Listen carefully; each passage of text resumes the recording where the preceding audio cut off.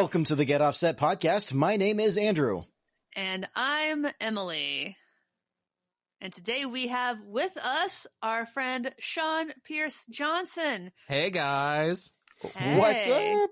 Oh, not much. Y'all might know Sean from the YouTubes. Sorry to interrupt you, Sean. No, that's okay. Yep, I'm on the YouTubes doing the typical thing that YouTubers do.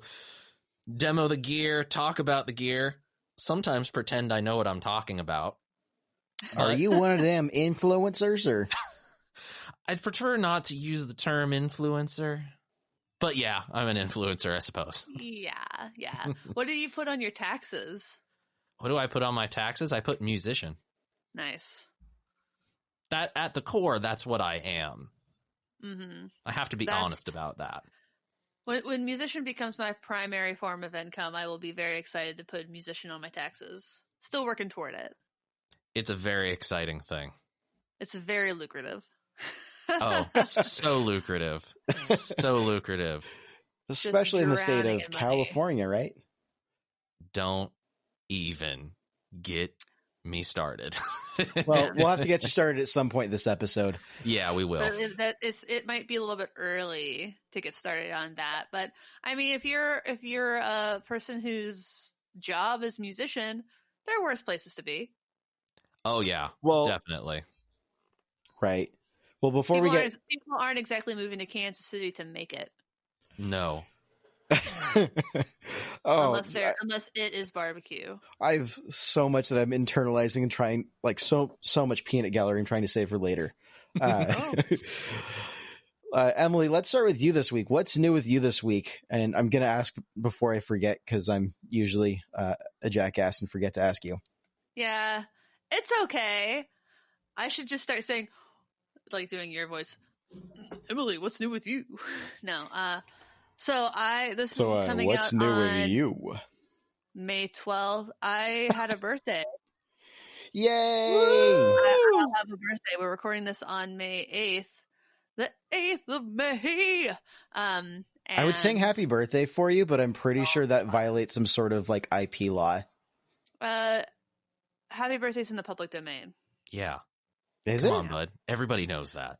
It's actually a pretty recent news story about it being in the public domain because it had been copyrighted for a long time, but there was some issue with the copyright. So now it's in the public domain. And I don't really know how old the song Happy Birthday is, but if a piece of art was released before, I think this year it's 1924, it's in the public domain.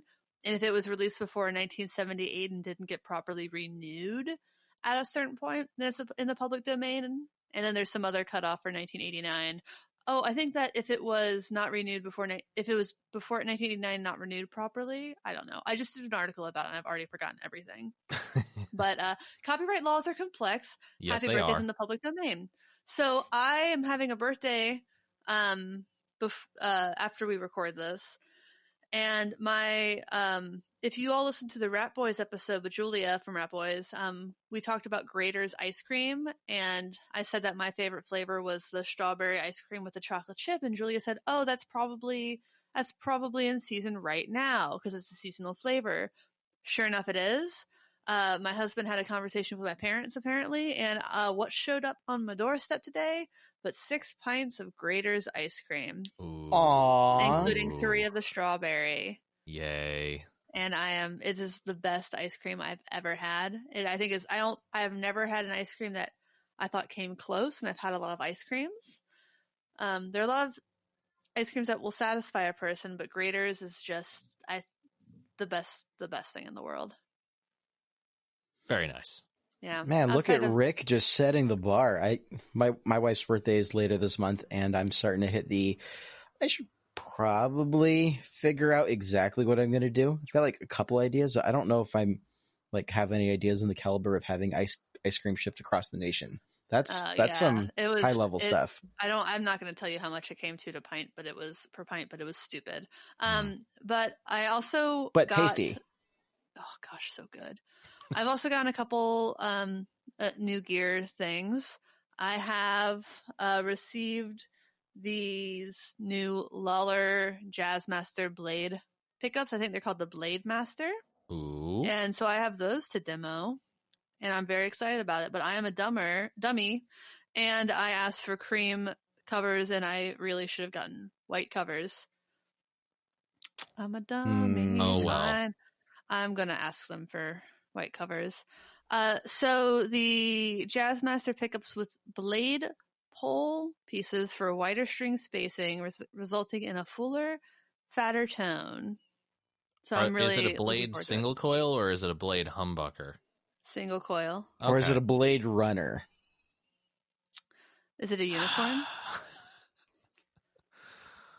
It oh, is dear. a single coil. Wait, was that Blade Runner? Am I confusing my Harrison Ford movies? You don't know? You haven't seen and memorized every single Harrison Ford movie ever? The thing is, I've seen Blade Runner. I honest to God, don't know which of the 5 cuts of that movie I did see. That's not entirely unfair. I'm suddenly reminded, since this is the week of May the 4th be with you that we're recording this in, is if you guys have, Sean, have you seen the movie Fanboys? I have not. You're the only one. Have Andrew. not. You're the only one. You're the only one. So I admit that I know the movie that you're talking about. I know the movie. I just have not seen it. There's a scene where they're arguing about Harrison Ford in the back of a van as they're on a road trip, and they're like, Harrison Ford has never done a bad movie in his life, right? And then they pan out to show the van passing a billboard for 7 Days and 7 Nights, which is arguably one of his worst movies ever. I guess it's a good thing that I've never seen that one. Show? Anyways, go see Fanboys if you have not seen it. It's phenomenal, and anyone who has any sort of appreciation for them Star Wars, you'll appreciate the movie. Dim dare Star Wars. If you like Star Wars, Rush, and any form of mind-altering substances, then yeah, you'll dig it. Rush. Did you see, Andrew? We got an email today or yesterday that was a PR email for a podcast called, it's something called Convince Me to Like This Band. I don't remember the exact name, but it pairs a fan of a band with someone who hates a band, and they argue with each other. I did not. And the one that we got the email for was Rush. I'm like, is this publicist listening to our podcast and knowing that Andrew loves Rush and I don't? I'd be interested to listen to an episode or two of a podcast like that. Yeah. I feel like that's the equivalent of professional wrestling in verbal format. I feel like that's just going to get savage really, really quick.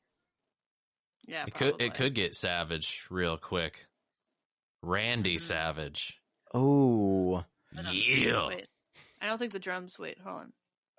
Hey! Oh, thank you. I'll be here for the remainder of the podcast. And this is the part where I start waving my hand in front of my face and saying, you can't see me because we're recording this remotely because we're responsible citizens. See, my era of wrestling was Suck It. Well, that was my era too. Yeah, no, I mean, Andrew's much younger than us. Oh, hey now. Well, I still follow, so I'm well aware of the you can't see and the other things. I'm aware. My brother has done some art for WWE. Oh, very cool. And some jackets in their merch store right now.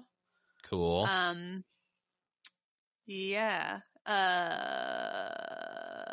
And also he did some work for Hulk Hogan, which actually kind of a lot of shirt designs for Hulk Hogan. Very nice. Radical radishes. Neat. What's new with you, Andrew? Wow. Oh, I was just trying to ask Sean. I'm trying to be selfless this week. Oh, that's very nice so of you. Sean, okay, Andrew, you can ask. Hey, Sean. How you doing? What's new with you? Well, Andrew, let me tell you something. Or should I say, well, let me tell you something, brother. Yeah, we went there. we went there already. First appearance on this podcast, and I'm already doing Hulk Hogan impressions. What does that tell you about me? Well, what's new? Well, one thing that's big time new is I just got every single speaker impulse response that a company called Lancaster Audio makes. Oh, damn, dude. Every single one. Long and short of it is I'm going to be doing a collaboration video, and Lancaster is one of the sponsors, and the goal is to basically use a freeware amp plugin and some of their IRs to come up with the best possible tone that you can come up with. So I've been spending the better part of the last few days. As a matter of fact, I just ran through a ton of them. Let's see, we're recording this on a Friday, and I do a live show on my YouTube channel every Thursday night, 5 p.m. Pacific, people. Please join me for some of that when you get the chance. But I ran through a ton of them last night.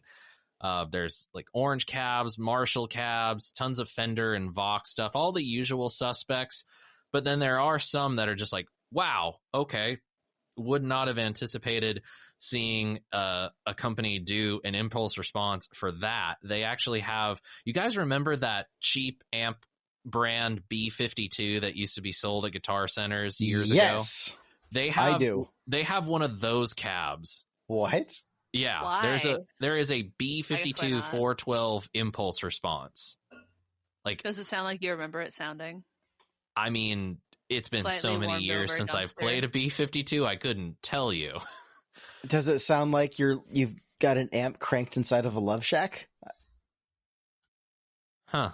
I wonder what that would sound like. I wonder if it would sound like the B52 412 speaker impulse response by Lancaster Audio.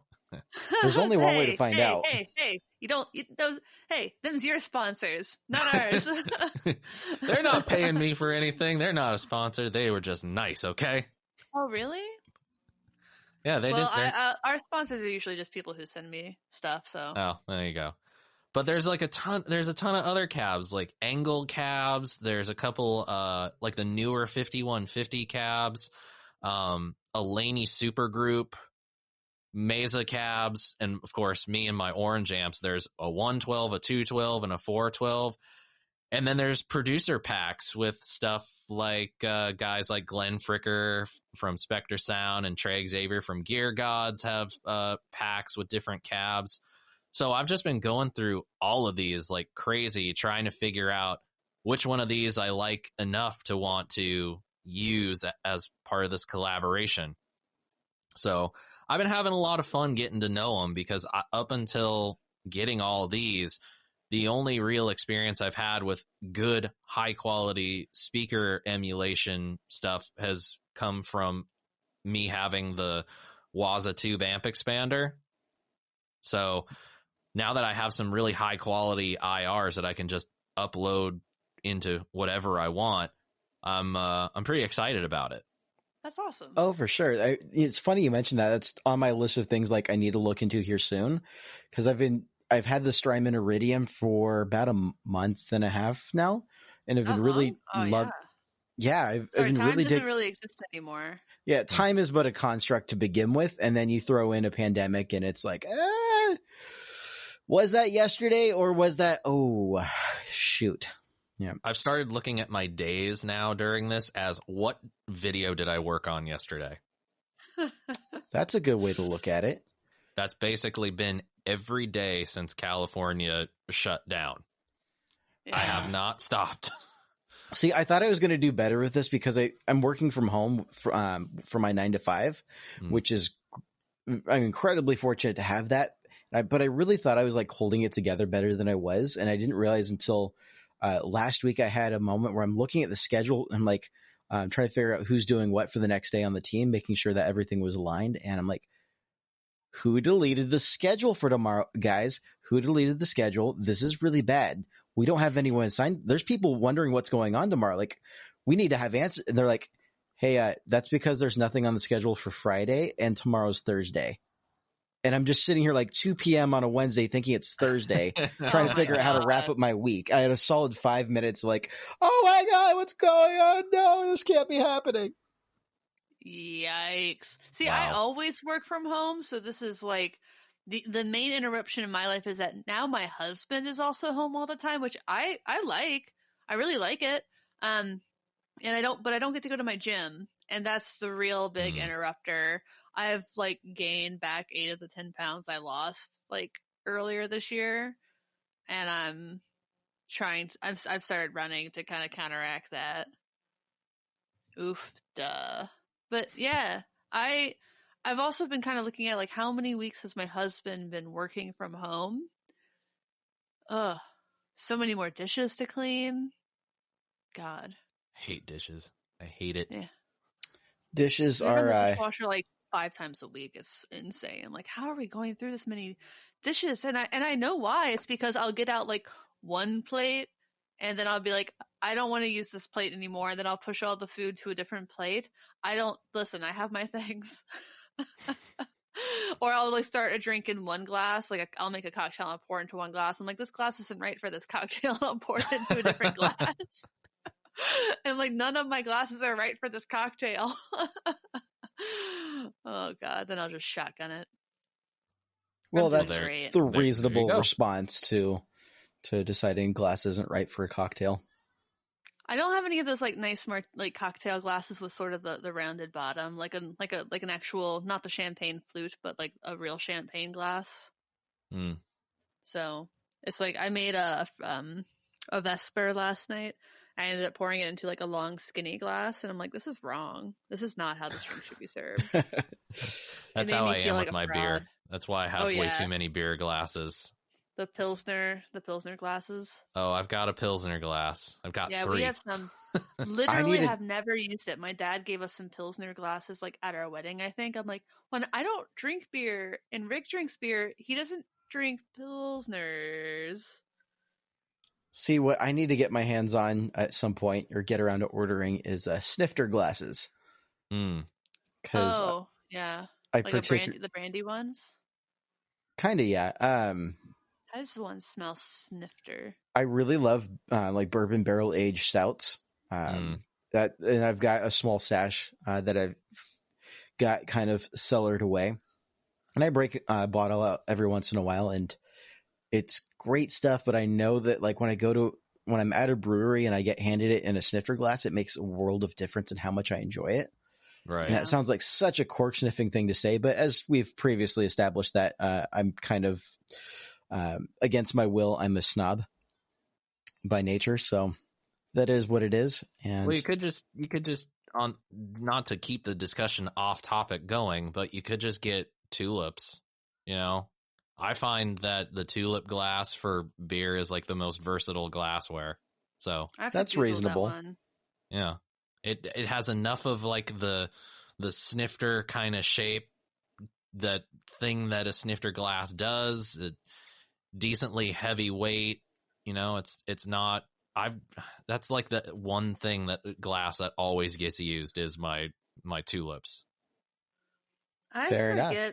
My friend is starting a brewery, and I think the glasses they're using are like a variation on a tulip glass, but I don't really know. It's going to be called Lawless Brewing. I think it's kind of Teku, Teku glasses, and they're just gorgeous.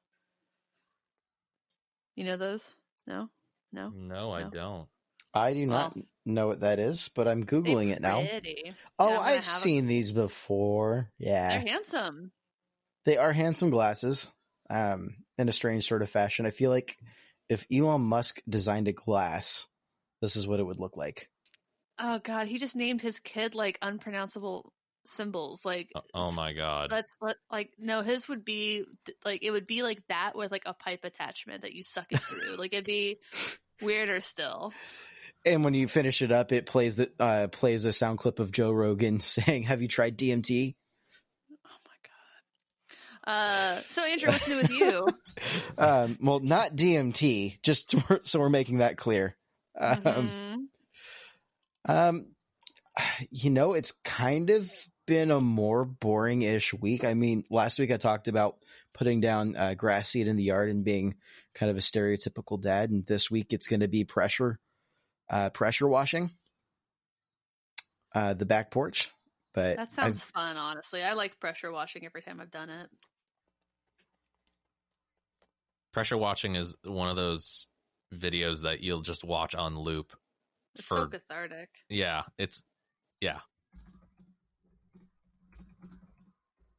but yeah, no, it's mostly just been kind of home with the family kind of stuff. Kind of settling into, I feel like I'm starting to finally settle into this whole quarantine life, and I know I'm going to be at home for at least a couple of months more for the most part, but starting to feel a lot better and coming to better terms with that. So that's good. Mm-hmm. But yeah, that's about all I've got. I'm going to be pretty, oh, you know what? I take that back. I mean, weren't you going to talk? Weren't you on a friend's podcast? You know what? You totally got me. I'm super thrown off all of a sudden. Yes, I am. I totally was on the Tone Jerks. They're doing a run of like bonus episodes, and so I got to talk with Brian. I think we talked for like an hour or so. Yeah, it was a good episode. I listened to it. You said very nice things about me. Thank you. Aw, yeah, I did. No, it felt like a really chill, laid back episode. I kind of just felt like I was like having a fireside chat with a friend, drinking on a beer kind of a deal. Yeah, it was a really nice, smooth listen. Like beer out of a TQ glass. I don't know. Unfortunately, it wasn't being. I remember when we recorded it, I was definitely drinking Heineken straight from the bottle. So, trying to throw the scent of any sort of snobbery from my brain. But yeah. No, it was honestly, I really had a really good time. Got to talk about my dislike for orange amps. I know. I'm sorry, Sean. I was about to say, did anybody see today? Orange posted a picture of like their rig of the week, and it was an orange amp in like with like red, but the amp was red, and it was like I just wanted to put it under things that are not aesthetic. It made me so upset. Yeah, no. If you want to hear more of my hot takes on what my feelings are in orange, it's nothing personal. It's just or rather, more specifically, it's just personal taste and the sound I get along with. But go listen to the episode if you want to hear more. If you want to hear me say scandalous things about my favorite color. And if you want to hear me rail on Andrew for the next 30 minutes as I proceed to do my best scathing professional wrestling promo on him for hating on my favorite amplifiers of all time, stay tuned. I have a little orange on my Cortera, and I love that thing. I am staring at the orange terror stamp sitting on my studio desk at the moment, and it's a nice little pedal board amplifier. I wanted to like that one so much when I played it at NAMM, and it might have just been the headphones I was playing with, but it didn't sound good with the headphones. No, that's the one thing that I will always say about their cab sims. They're not great. I didn't get a chance to play it through an actual cab, but the headphones is something that like is a feature that I really value. Mm-hmm. And I played through the headphones and I was like, oh, this could have been so much better. But yeah. I have the Milkman, the amp is my pedal board amp, my primary pedal board amp, and I love the cab sim in that thing, whatever it is. I think it sounds great. I love the amp.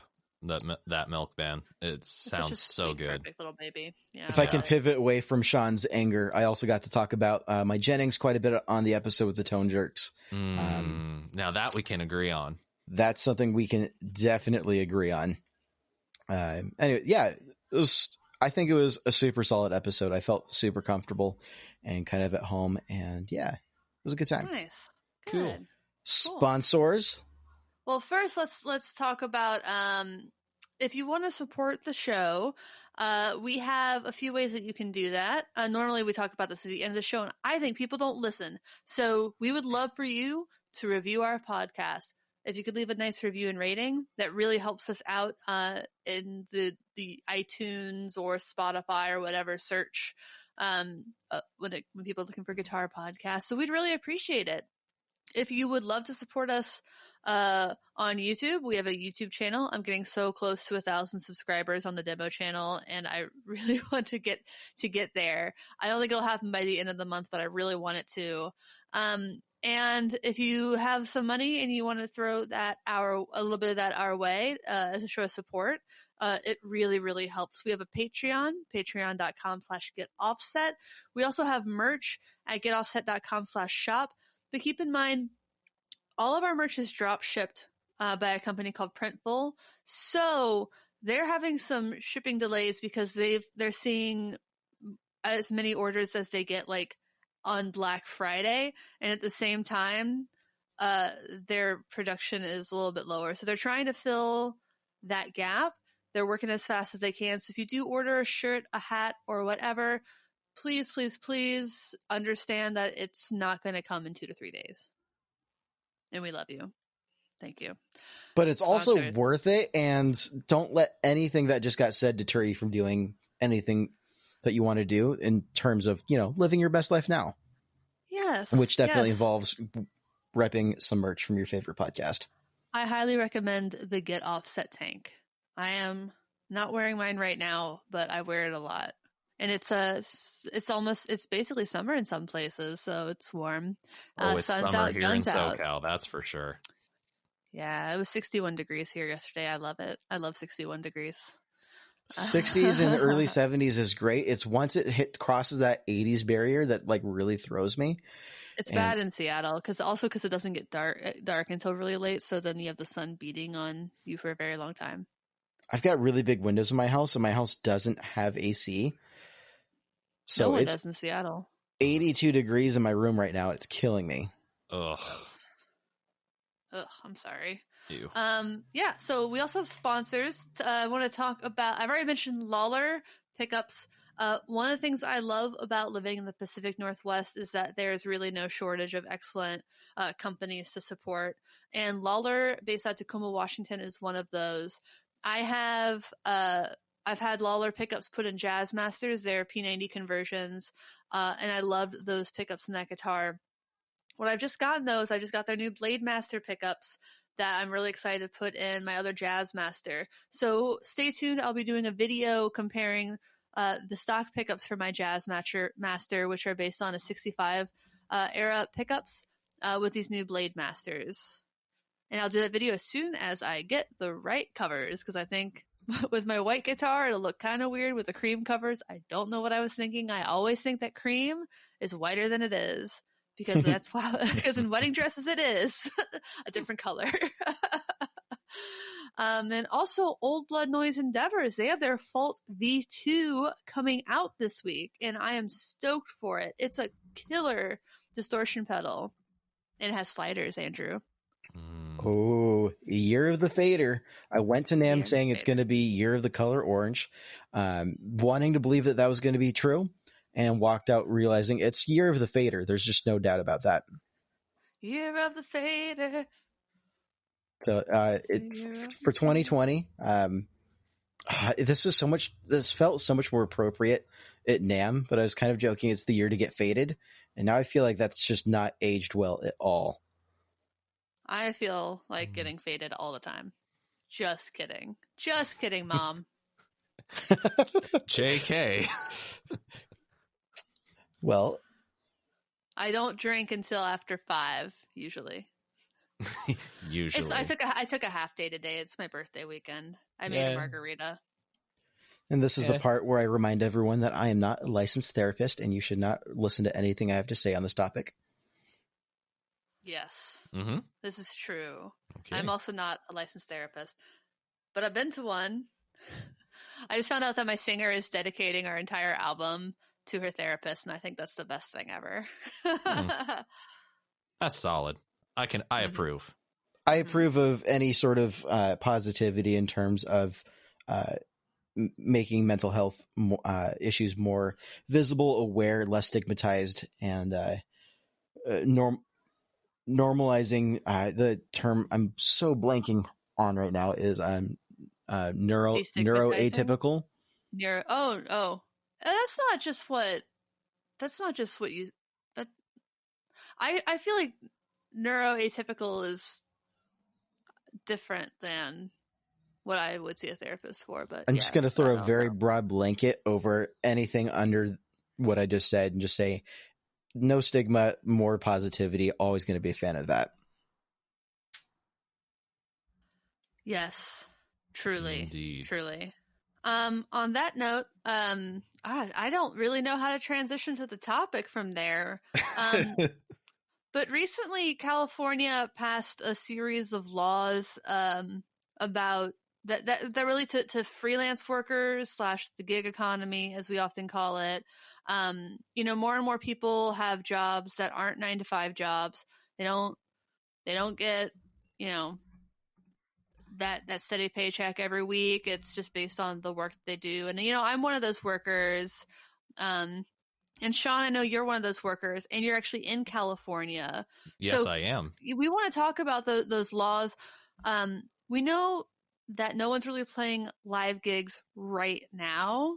Mm-hmm. But I still would like your take on, if you could just take a minute to explain what these laws are and why you care about them so much. Absolutely. I'll try to go as quickly as I can, because I've been on a couple other podcasts talking about it, and it ends up turning into this whole can of worms. So the law that we're talking about right now is Assembly Bill 5, AB 5. And essentially what it is touted as doing is it is seeking to end worker misclassification within the gig economy, and by extension, the independent contractor worker status. I can speak for myself. I work mainly as an independent contractor, doing one-off gigs and jobs with companies all over the world, doing YouTube. That's basically how you do it. The problem with this is that in the fallout of the signing of the bill, it was signed in September, went into effect the 1st of 2020, January 1st, 2020.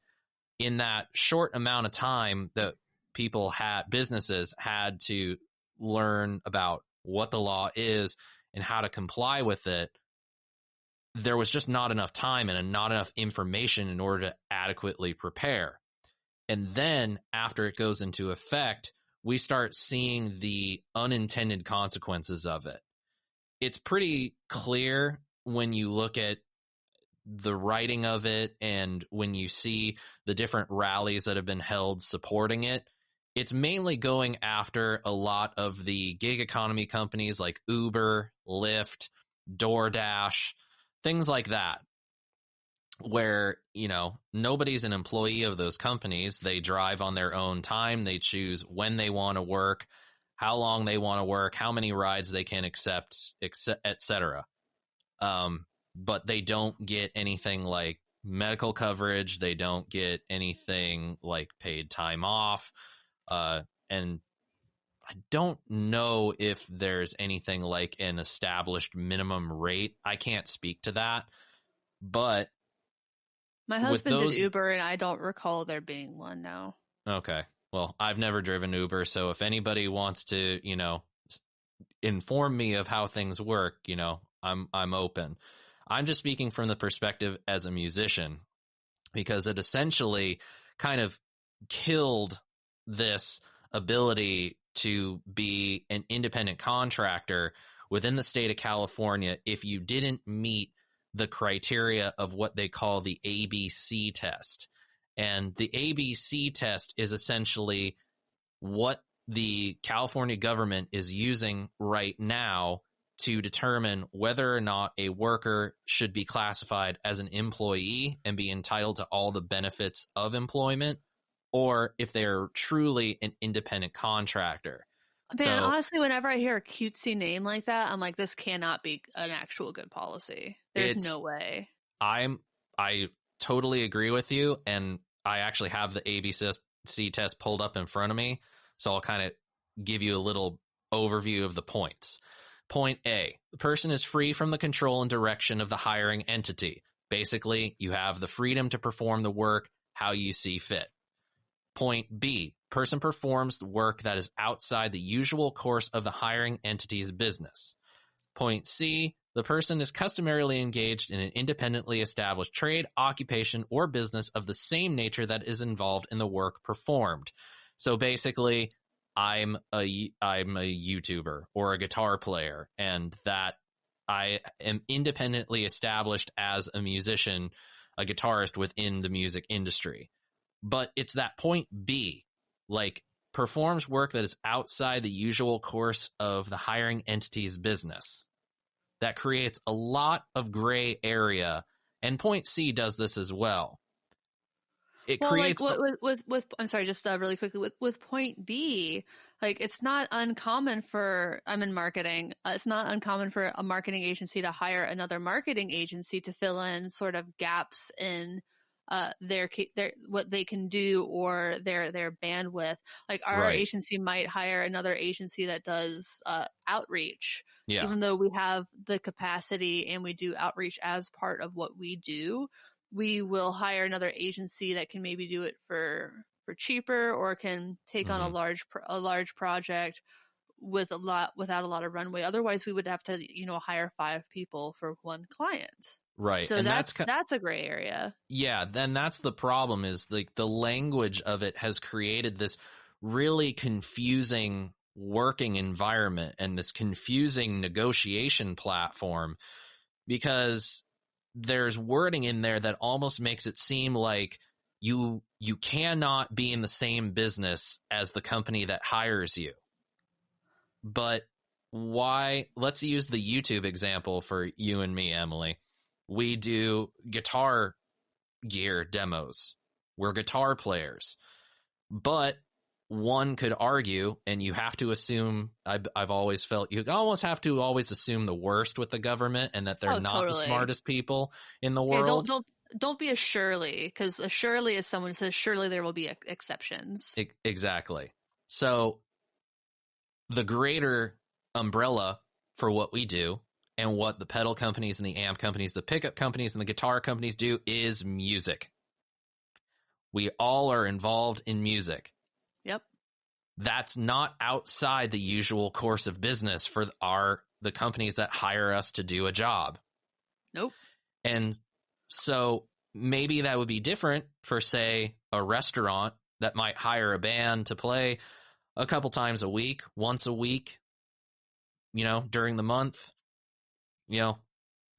Right. But it creates this I feel really like there's almost weird enough gray room in that for a restaurant having someone like every Thursday night, that being the ambiance they provide being part of the regular run of business. And it's incredibly gray, and that's frustrating. And that really is the frustrating thing for me. And that's been part of my big push and why I've gotten involved in, I hate using the term raising awareness because it's so overused. But in this aspect, weeks before it was going into effect, I was still telling people about it that had never heard of it. I went to a meeting for, creatives within about it, creative industries like film, television, writing, etc., with the California Lawyers for the Arts.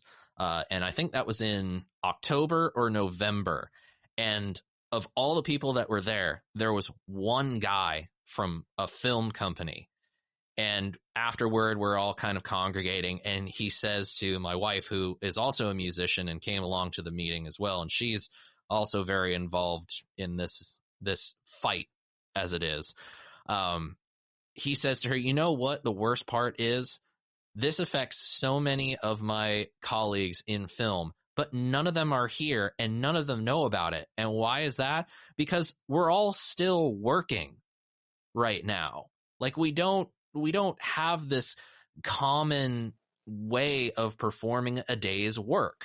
Right. It's not a 9 to 5. exactly. And so that has been a really big thing for me. The lack of information of it being out there, the confusion created by it all. And then the third thing that really sticks in my craw is the fact that when you read through the language of the California bill, there's a laundry list of industries that were given exemptions to the law. Musicians weren't one of them. And musicians were not one of them. Nope.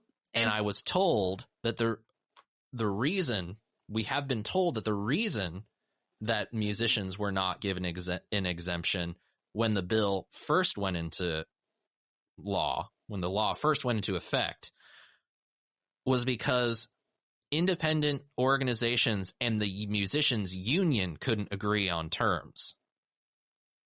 Which to me is like really confusing, because if this is, there's already a union that represents musicians and has established these union gigs, union rates, union relationships. The AFM, yeah.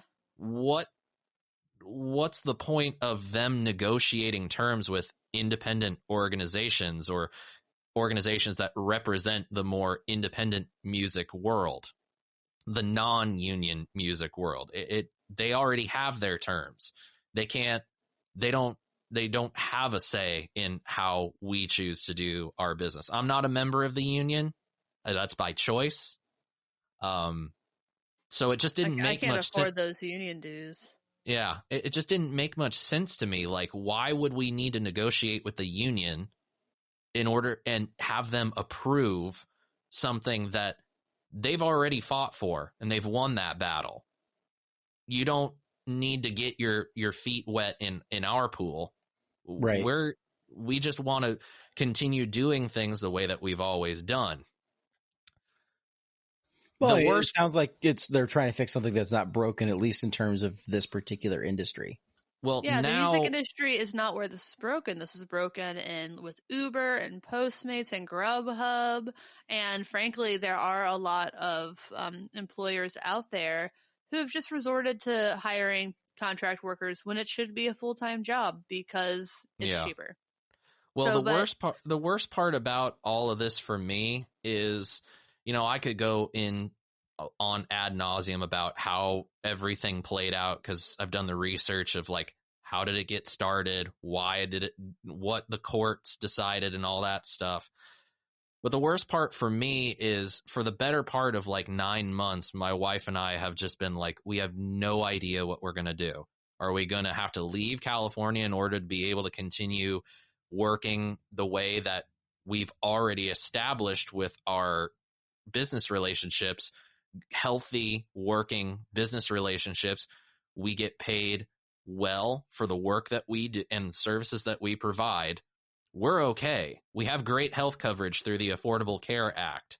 Like, we don't really need any more benefits. We get paid well. We're doing okay.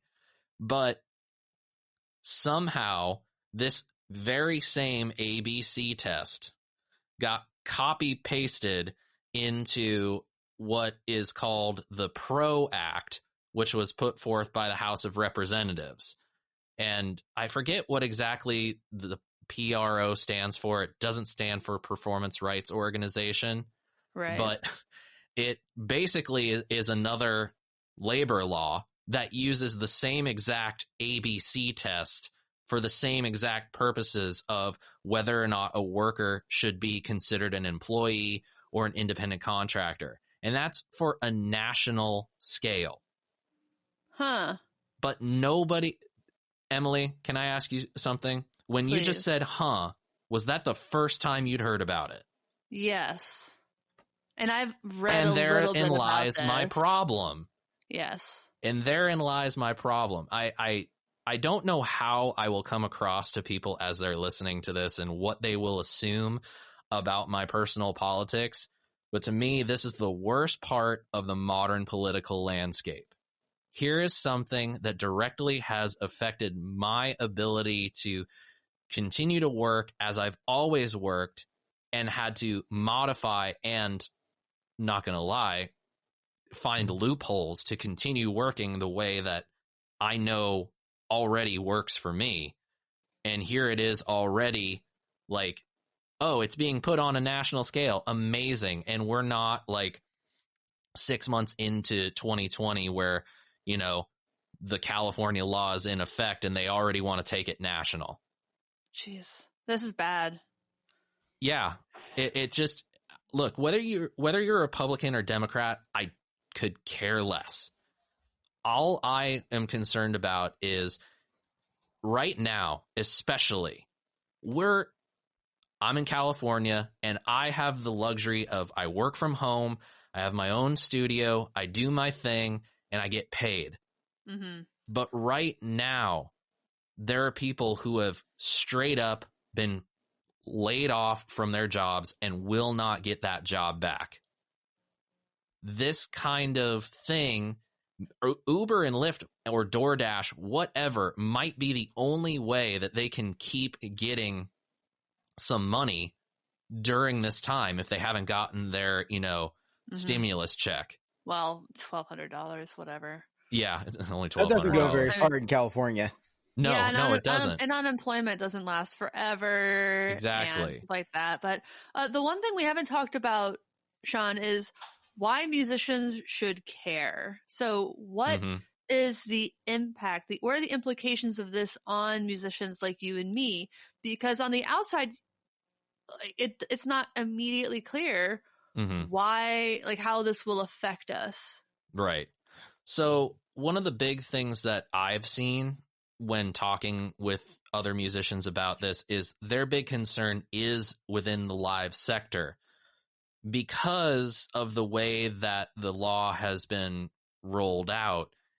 Essentially, it almost makes it so that if you have, like, say you do a residency at a venue, let's just say venue X is booking you for a month-long residency. You're going to be playing Monday nights from 9 to 10. That's your set. Normally, what they'd probably do is they'd negotiate you to either get paid off the ticket sales from the door. They might give you a guarantee, and they'll pay you. Right. The problem with how we're understanding it right now is that essentially, because you are technically within the same realm of business as the music venue, the venue would have to essentially employ you or employ any other band. Right, fill out and pay payroll fees on top of that. Exactly. W-2, all, like the whole 9 yards. Exactly. Yes. What a pain in the ass. The worry for a lot of the musicians that make their living off of live performances for venues or weddings or restaurants or anything like that has been, wait a second, we're not the only game in town. There's other people out there that do the same thing that we do. All the venues aren't going to hire every single band that comes through their venue, whether it's for one show, whether it's for 4 shows, whether it's for 2 hours or 10 hours. They're not going to hire us as employees of their venue. It just, within the context of how live performance works, it just doesn't make sense. You do one performance, you get paid for that one performance. But if you take a band of, let's say it's a wedding band of like 6 people, the venue hires one band of 6 people. That's 6 more people on their payroll. And that affects how companies get taxed in. People. Yeah. Yeah. And so then the worry is, are they going to stop hiring musicians? The worry, I wouldn't say, is necessarily will they stop hiring musicians. It's how many musicians will have the same opportunities with this law in effect. Right. I mean, it raises the barrier of entry exactly. a considerable amount, which I think is really unfortunate.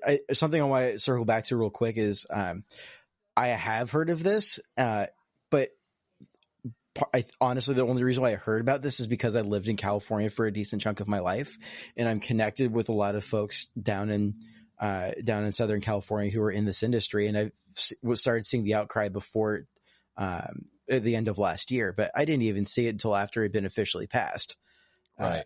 Which is kind of frustrating. And I'm having a hard time I've kind of brain dumped California politics since I've moved.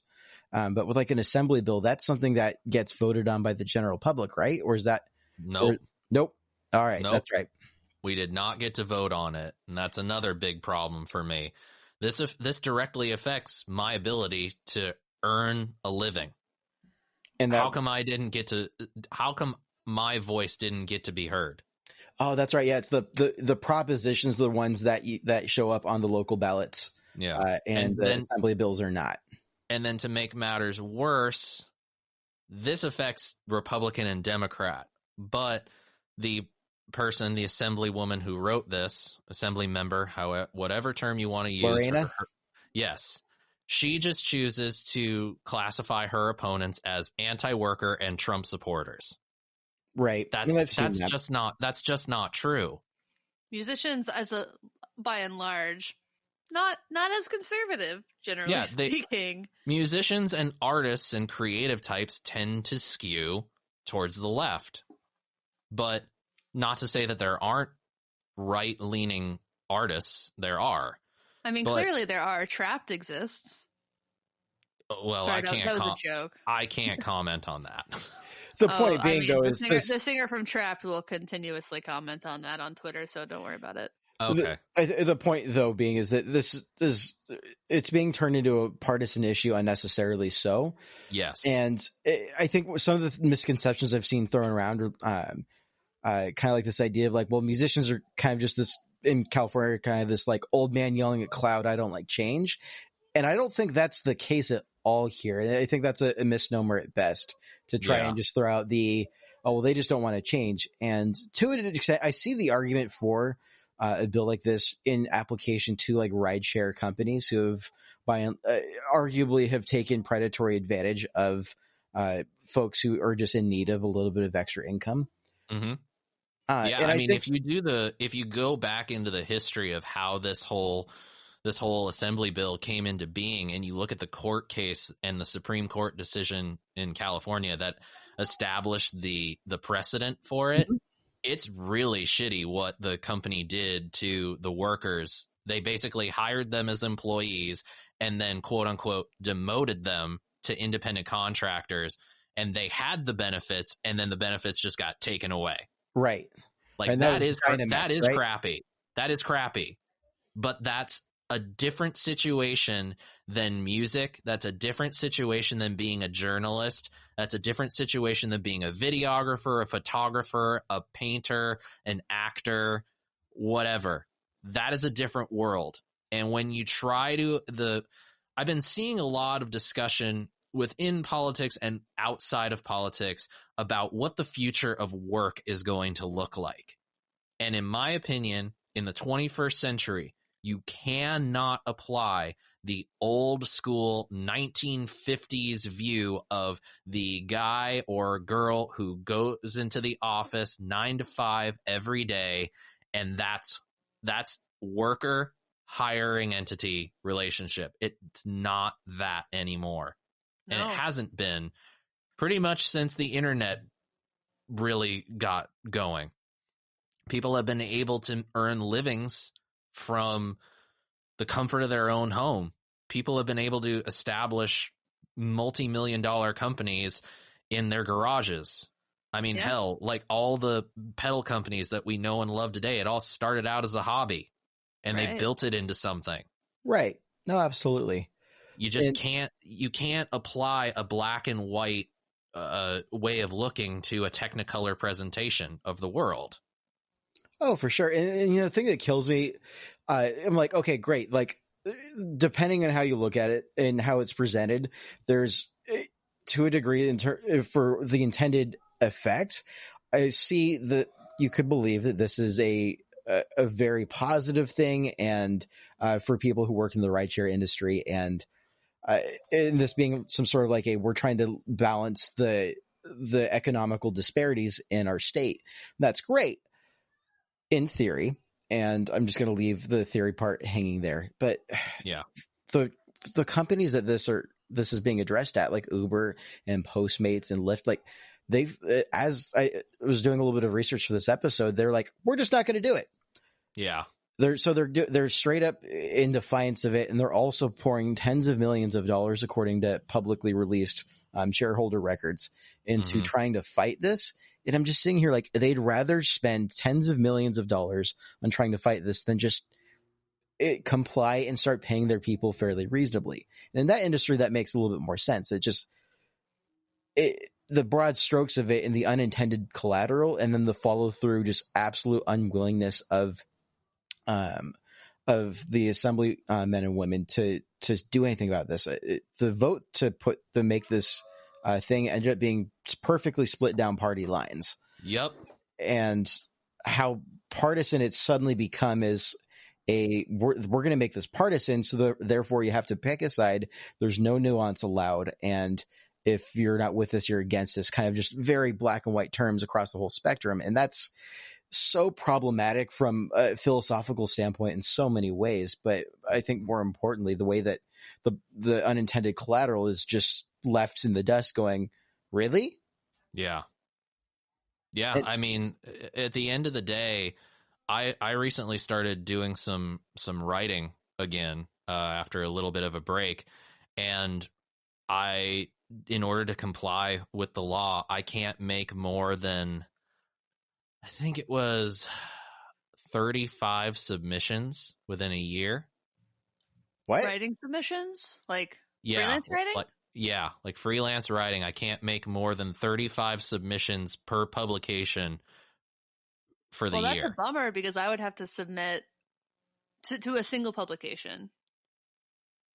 Is it to a single publication or for a single writer? To a single publication. That's, I mean, if you're writing one article for somebody a week, that's $250 an article. That's $12,000 ish.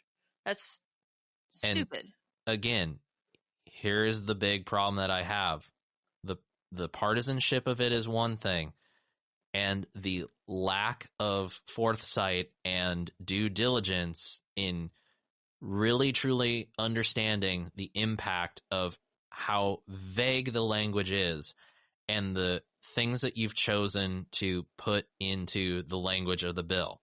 Now, to just kind of start to skew us towards the end of this conversation, because I could sit here for hours and talk about this. There has been an exemption language written for musicians and music business professionals. The author put it up on her Twitter. She loves to use Twitter. She's a terror on Twitter as well. She basically outlined everything that was going to be in this language. However, one big thing that I did not enjoy was, like, it still doesn't seem like you really did the work to understand the different working situations in the music business. For example, according to her, one of the things that is part of this new exemption is that in terms of a band of I think it was 3 or more people, no band member can make more than 1.5 times each other. So I'm basically, sorry. now for my band, I just want to put this out there. For my band and the way that we do business, we've always done equal splits. That's just how we've felt that we should keep our bandmates happy. And that's what we do for our bandmates. I love equal splits, but that's not what's right for everybody. Exactly. We do equal splits, but sometimes in the past, when I've had to do those equal splits, I think to myself, who booked this gig? Who sent 15 emails to try to get this 40-minute set? Who made those posters? Who sent the posters with the postage that he bought at the post office? Who tried to contact the bands that he was playing with on the bill to see if we could get, some more local support? How much time did that take me? I mean, even outside of like that kind of band scenario, if you're hiring musicians for a one-off gig to like be your supporting band, everyone has different rates. Yeah. And like it's this sort of boxing in of everybody's kind of independence and like everybody's worth. Because it's like, I'm not going to be able to make $1,000 for a YouTube demo, but I know there are guys out there that charge that much. Mm-hmm. And it's all just based on the work that you've done previously, the relationships you've established, the reach that you have, and sometimes your ability. Yeah.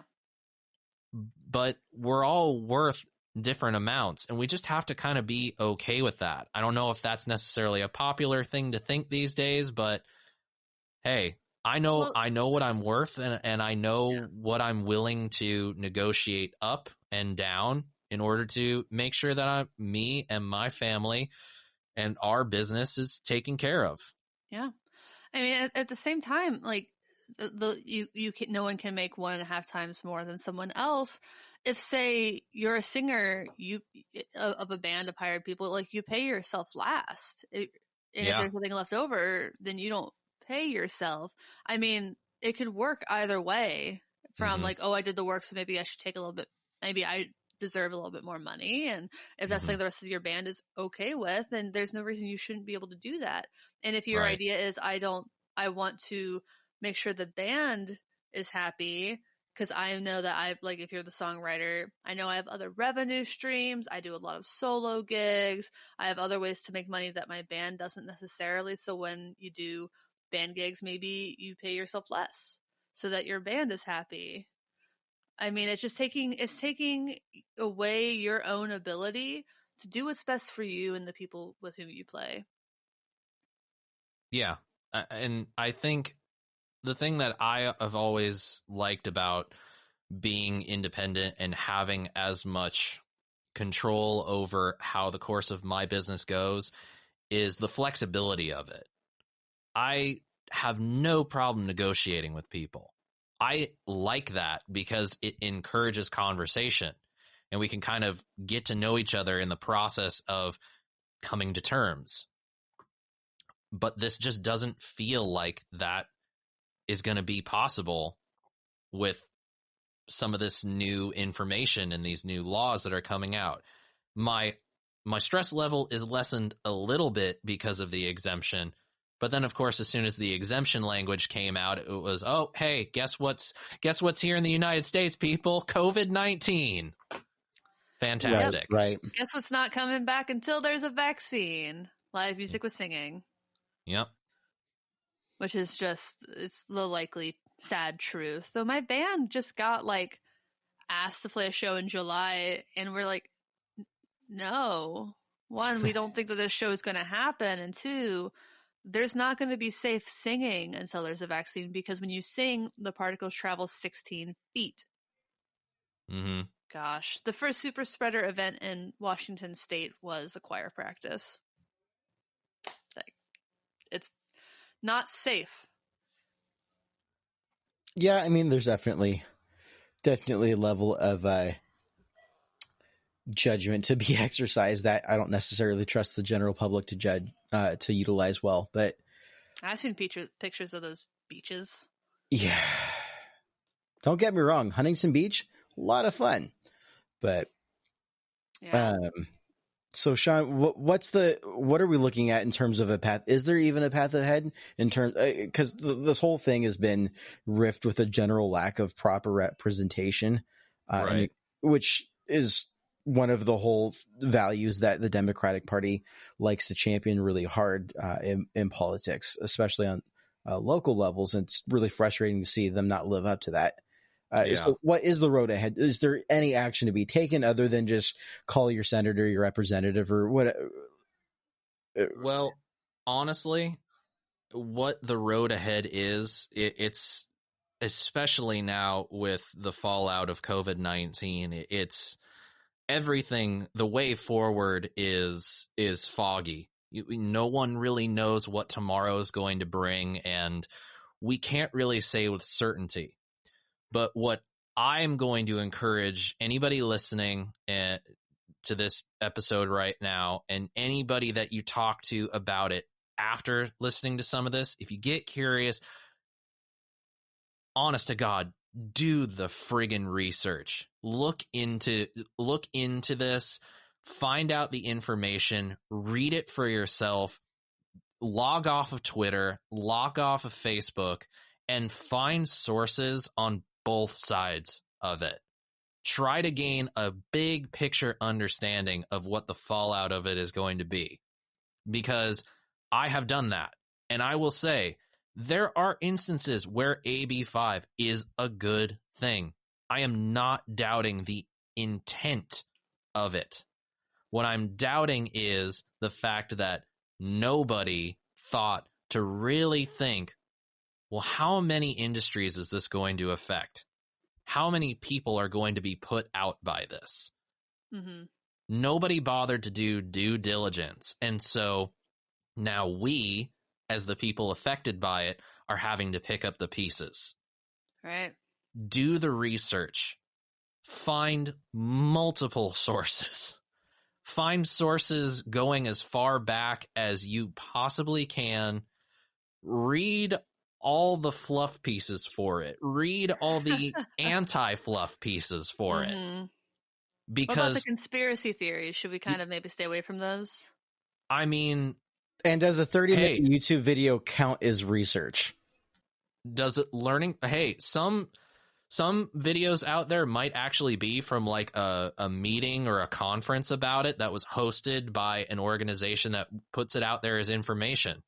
So I can't discourage people from doing that. I know we like to do funny ha-ha with everything going on right now and people's penchant for watching a YouTube video and thinking all of a sudden they have a college education. But sometimes those videos can be a good resource. But I'll say this much. From looking at every angle of it and even having gotten a copy of the legislation and read it myself, I get it.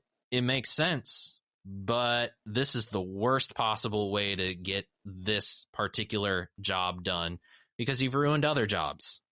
Mm-hmm. So when it comes to this, don't follow the party lines. Follow your path on it. Use your morals, use your brain power, use your heart to tell you what's right in this. What my heart tells me is right in this situation is there's a need for something like this with certain working situations. But my industry is not one of them. Yeah, well put. Well, on that note, that's probably a good place to stop. Sean, thanks so much for all of those out there listening. Where can people find more of you, Sean? Oh, well, thanks for having me, guys. This was usually when I talk politics, I don't say it's a lot of fun, but it's nice to at least talk about it in good company. You can find me just like Emily on the YouTubes. You can find me at youtube.com/Sean Pierce Johnson. That's Sean as in Connery, Pierce as in Brosnan, Johnson. I do YouTube demos that I typically put up at least once a week.